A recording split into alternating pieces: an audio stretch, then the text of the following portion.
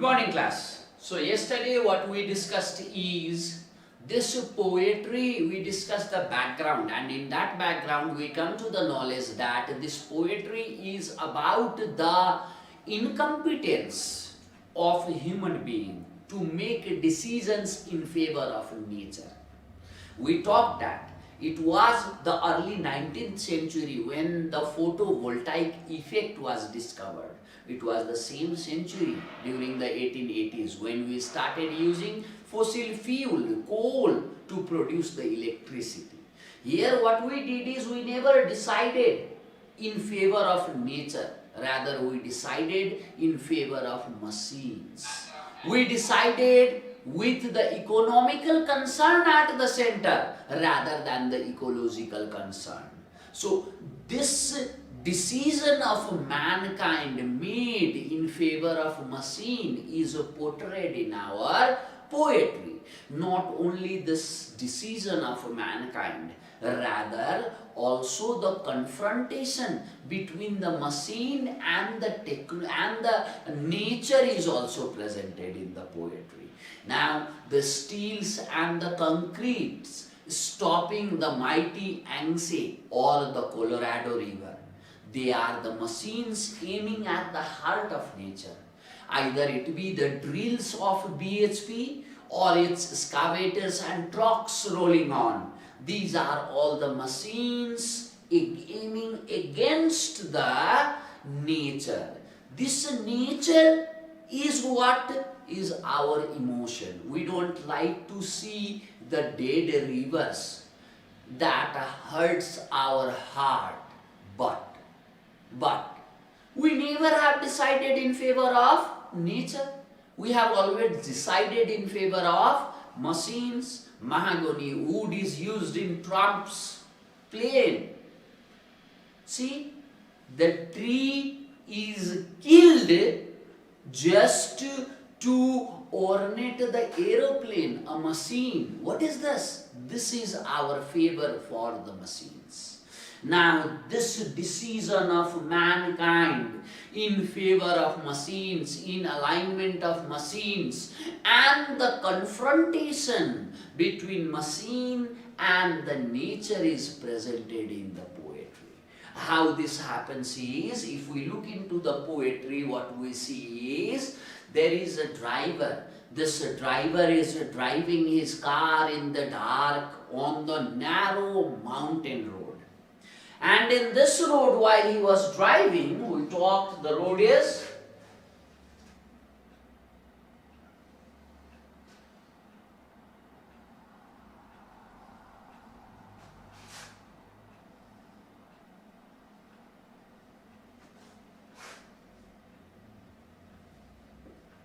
it's the river, it's the road, down here it's deep canyon, and you have a car here. You have a car. Now a driver was driving in the night on the narrow mountain road. He spotted a deer.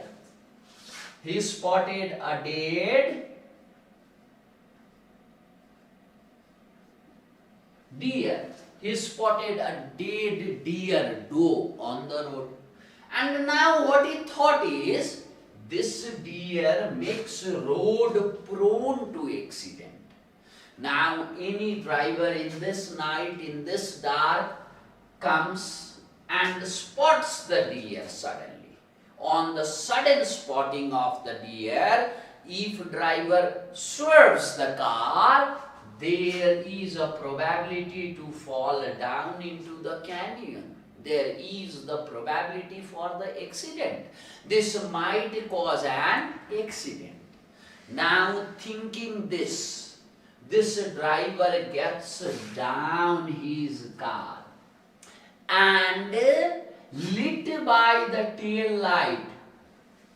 In the light of the tail light, this driver gets down and reaches the deer, thinking to throw it from the canyon, thinking to push it, thinks that it is better to push them down, to avoid the further accidents.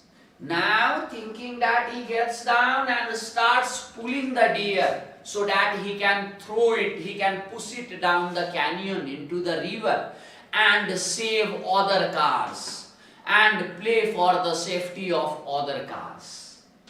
But while he is pulling the deer to push down, his finger touches the side of the deer.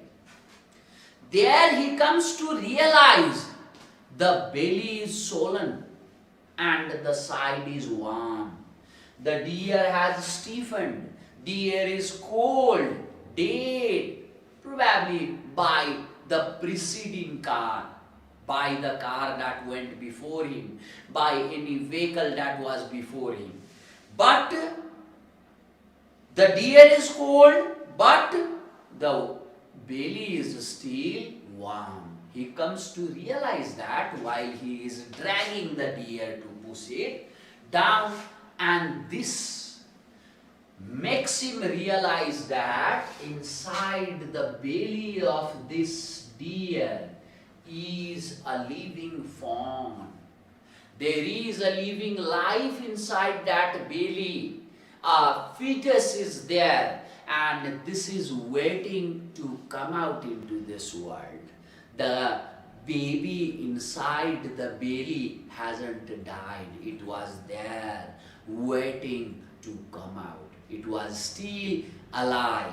And now this event, this realization of a life inside the dead deer makes him think twice. Now this makes him contemplate. This is the life. Can I throw this life? Now this is a murder. And he hesitates.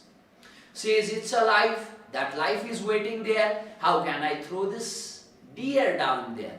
I am not throwing the dead heap down. Rather, here I am killing a life. I become a murderer. Thinking this, he hesitates. But again, he thinks for all the cars on the road. And he thinks, if I don't push it down, other cars will be injured. That is, other cars might face or get into the accident. Now, thinking about all the cars and other drivers, and for the safety of these cars and drivers, our poetic persona pushes the deer down into the canyon. This is all the event that happens in the poetry. A driver driving in the night, a driver driving through the night, he wants to push that deer down into the river, into the canyon. Now, while dragging the deer to push, he comes to the realization that there is a life inside the belly. There is a life still alive, waiting to be born. And he hesitates, but he cannot do otherwise. He has to push that, because if it remains here, this may cause many other accidents, right? So after hesitation, he thinks for all the drivers and the cars. They are moving in this road at night, and now he pushes the deer down into the canyon. Now, how through this poetry, poet is talking about man's decision. See here, for the favor of car, he pushed the deer down the canyon with the living fawn in it. Isn't this like sniper shooting the girl we talked yesterday? Isn't this like shooting the birds at airports to save the airplane? Isn't this like stopping the mighty Yangtze or Colorado with the concrete and steel? We are. What this man did, this driver did not favor for the life. Rather, his decision favored the machine. To save the machine from accident, he murdered the living fawn inside the baby. Isn't this our stance with the machine? Yes, this is all our decisions and our stances that we align ourselves with the machine. In confrontation between machine and the nature, we and the machines are the allies. We are together against the nature. We know that without us, this machine is not going to work, and without the nature, we are not going to work. But again, we favor machine over the nature. So how is this theme portrayed in the poetry? The first thing that we come to notice is the heading that says traveling through the dark. Now what is traveling through the dark? Why he used the word traveling rather than driving? Because it is the journey of all. It is the journey of the man. It is the journey of the car. It is the journey of the deer. It is also the journey of the fawn that is inside the belly. And everyone is in dark. Man and machines are moving ahead but unknown about the future, what is waiting there. See the shock, the COVID shock, or maybe the RLC disaster, or maybe other catastrophes that was the result of our activity, the oil spills, Beirut oil platform. These are all the machines against the nature. And now here we are all, man and machine, are in a journey. We are in a journey. We are traveling. We don't know the destination where we are reaching, where we are heading. We don't know our final destination, but still we are in a journey in the dark. We are behaving against the nature. Every progress that technology have made is against the nature, is to cope with is not to flow with the nature, rather to flow against the nature. And now this traveling of ours aimlessly, without the fixed destination, is portrayed through the word traveling through the dark. This is the journey of machine and the man. And if we look here, it is the dark journey, the journey of natural entities into the dark. This deer dead went into the dark. This fawn, deer are pushed into the canyon, dark, down, deep, underground, right? So this fawn is in the womb, dark. From the womb he is getting into death, dark. So from the heading itself, our author is telling us about the journey that man, machine and all the natural entities are in. That is because of us. We are traveling unknown, into the unknown, without any fixed destination. We don't know what comes ahead. We behave with all the vaccines and all the technological advancement. Did we ever know that COVID was on the door? See, unexpected result has popped up. This is the unknown journey that we and the machine are in. While the machines of the Soviet irrigation project diverted the Amu and Sir Darya, did they know that 80% of the RLC would dry up? They never knew this. They never knew this. Why? They are in a journey where they don't know the destination. What is the final outcome? No one knows. And this is the journey that man and machine are in. And this journey of man and machine is pushing the natural entities into the dark again. Now this journey of all, the journey of car, man, into the unknown future, into the dark future, the journey of this fawn from womb to tomb, darkness, this journey of this deer from the light of the world into the dark pit of the canyon, this journey, the journey of all is portrayed through the word traveling through the dark. Therefore, poet refrained from using the word driving and used the word traveling, so that it lets us know that this is not one person driving in the dark.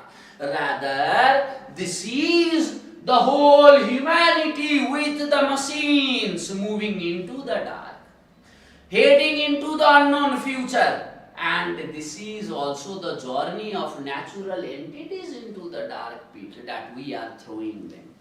We have killed more than half of the ocean. There is a great plastic patch bigger than this continent Australia. What are we doing? We are throwing the natural entities into the dark pit. This journey is indicated through the heading itself, through the choice of the word traveling. Second, if we come, we see the use of enjambment. Let's not get into the detail of what is enjambment, as the students of 12th don't need that. Let's look into the wordplay. Says, dead deer is the grammatical structure, the adjective and the noun. But what he does is, dear, dear. He reverses the word order. Why is poet reversing the word order? He is reversing it because we have reversed the way of life. We have turned topsy-turvy. We have diverted away from the natural course. We are into the artificial course. These days, why are the programs like Survival Wild, Men and Women in the Wild, Bear Grylls? These people are famous in Discovery, Animal Planet and National Geographic. Those were the things a natural man did every day. A man in the village, couple of centuries ago, did every day. These are not the something that we need to learn. They were the inborn, they were the inherited knowledge that we had. Those were the natural knowledge we had. Now, do we know all those knowledges? No, we don't know. We know how to use the computer, but we don't know how to filter the water. We know how to drive a car, but we don't know how to let the seed germinate. Right? This is what is portrayed by reversing the word order. Dear, dead, dead, dear. He reversed the word order. Why he reversed it? To portray. See, our course, our way of life has reversed. We are not with the natural flow. We are against the natural flow. And there is another significance, that is, he is telling us deer first. We say, okay, deer, the living thing, he find it. And suddenly he says it's dead. What is he showing us? We see the nature, we see the forest, we see the ecosystem, we see it. But we realize later when the waters of Bagmati are unable to quench the thirst of dwellers in Kathmandu, the dwellers of Kathmandu, then only we realize the river is dead. Until then, we don't realize. Now, this realizing something late is also portrayed, where he has the enjambment, that is run over lines as a deer, and then he tells us in the next line that it is dead. So after this, there what we see is the use of word still. Alive, still, never to be born. He tells about the fawn. What is he saying? What is he saying? He is saying the things in the nature have been murdered in such a way that even there is no hope today for the revival. Nature have this great property to bounce back. If you leave all the infrastructures and the entities over here for a couple of decades and return back after a couple of decades, you will see tree growing out from the concrete. You will see cats and different insects playing here. You will see the bricks falling down, and instead of those artificial entities, nature coming out. Nature will regain it. Nature will take it. But this potentiality of the nature has also been killed by us. We are not just chopping down the trees, we are also killing the seeds. Do you know the thing that during the time when peace crop came in Nepal as a volunteer, those people had destroyed all our native crop sales. They destroyed all the native local seeds that we have. And now whatever we have is the hybrid one that was produced in their laboratories. And these elements are not sufficient enough to bounce back. The seeds of today's paddy plant does not have the capability like the old, without the genetic mutation, without the intervention of the man, that had the potentiality to grow. That potentiality is lost. It's still there, alive, but never to be born. But never to be born. There are crops and things there. Everything is mutated. We have intervened it, and they don't have the natural vigor in them that can overcome in any adversity. And it is the man who is responsible for this status. He relates steel, he connects steel with born by never to be. Right? This never to be is connecting steel and born. That means if born, still born. The dead born does not have the vigor, the energy of the natural entity in it. So this is the condition he is portraying there. The next thing we come to see is, he says, engine purred, hot red glow of the exhaust silencer, car aiming its lights towards the deer. See, we say machines aiming at the heart of the nature. In the same way, here this car, probably another car had killed the deer, and this car is a fellow murderer. He is the friend, kith and kin to the murderer of the deer. And this kith and kin of the murderer, this fellow of the murderer, is now aiming its headlights to the fetus. What is it? Machine. These are the guns, the Remingtons and the marksman aiming at the birds. These are the excavators and the drills BSP uses. Right? These are all aiming at the heart of nature. These are all the machines we consider living and the nature dead. These are the machines. Now the machine has replaced the living entity, and now machine is living. Yesterday we dealt about it.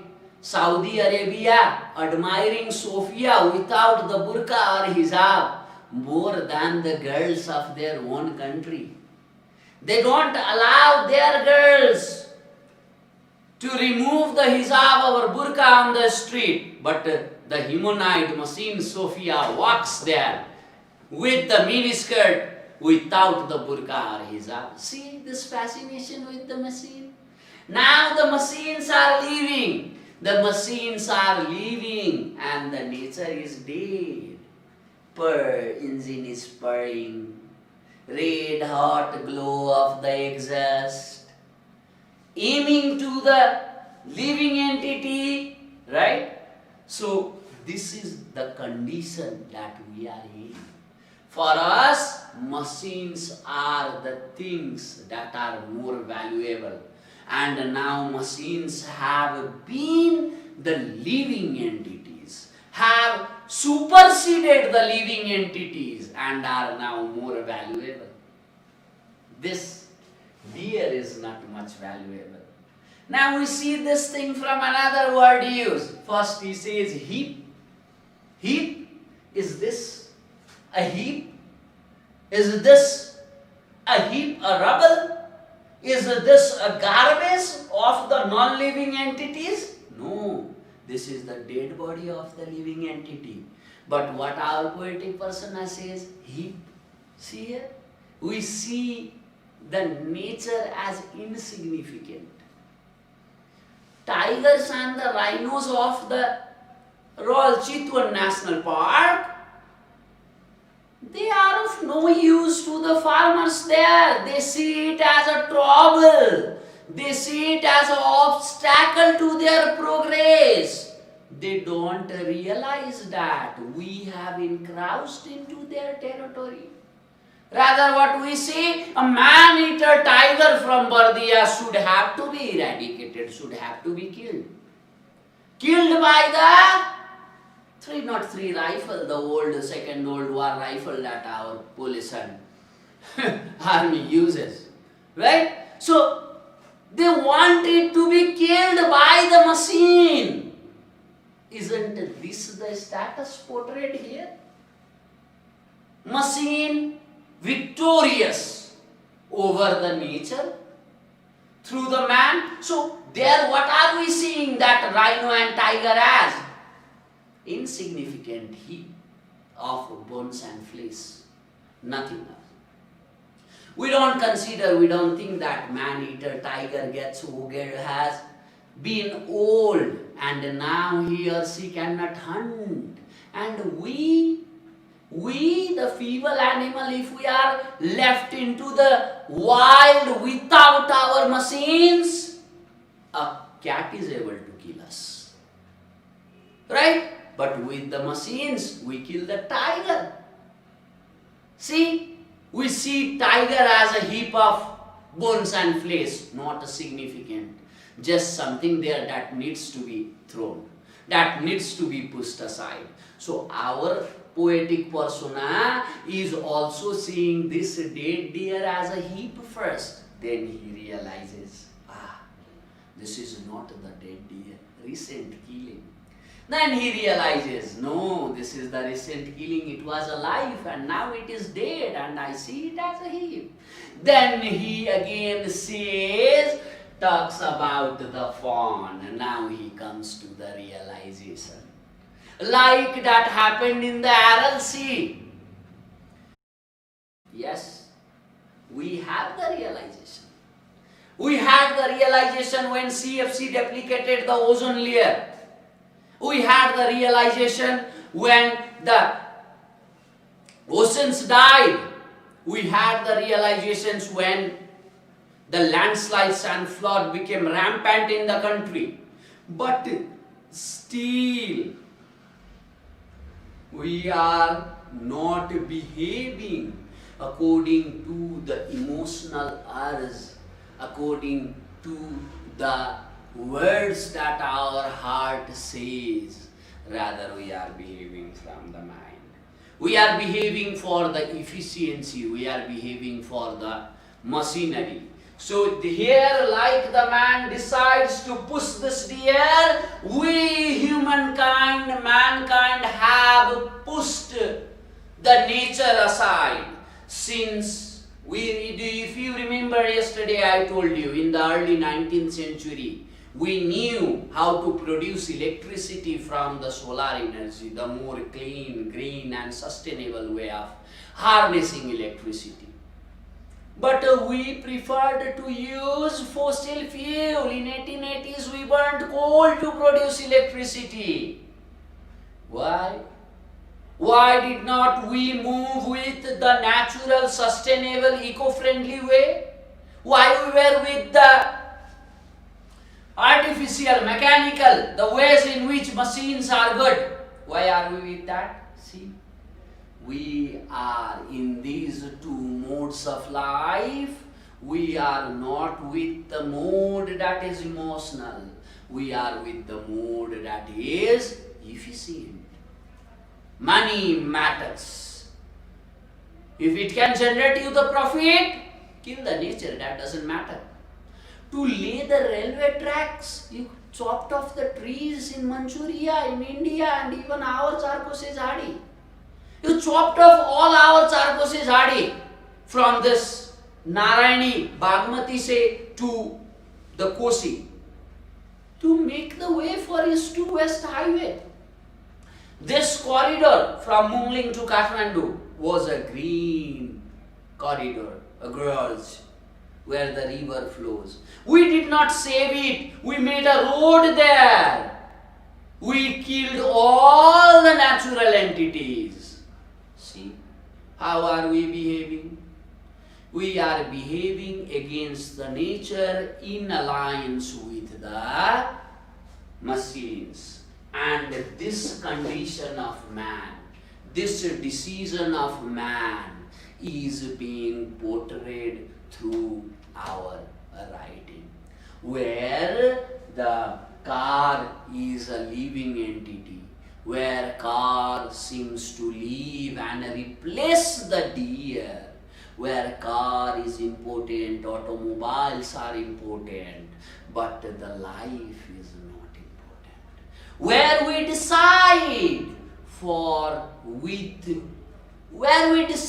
with the economic concern at the center, not with the ecological concern. So this is all about the poetry. Thank you.